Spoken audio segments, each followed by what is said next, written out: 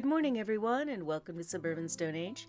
Today's video is an update on our dirt fort project, and today we'll be building the foundation. To recap, we started with a hole in the backyard. The dirt from the hole is going to be used to cover the fort in cob. Last video we laid the floor down made of sandstone, and in this video we're going to build out the foundation.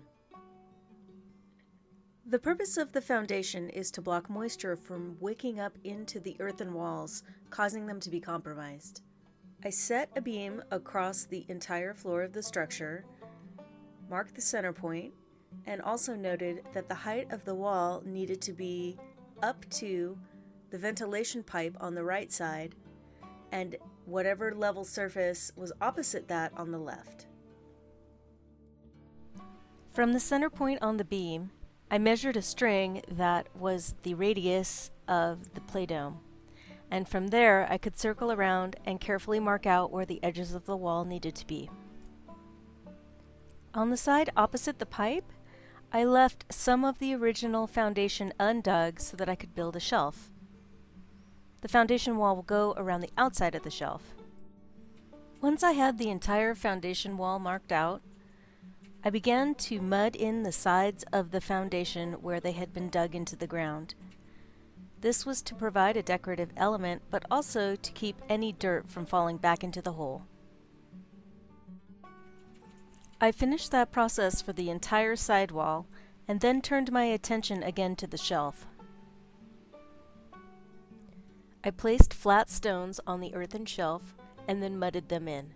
I also will be having a stove in this dirt fort, so I placed the body of the stove on the shelf as well and then mudded that in for stability.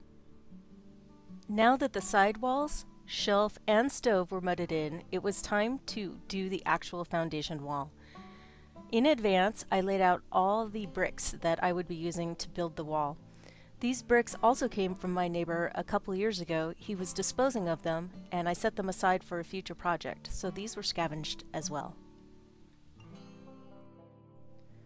Once the bricks were laid out, I mudded in the first and second courses.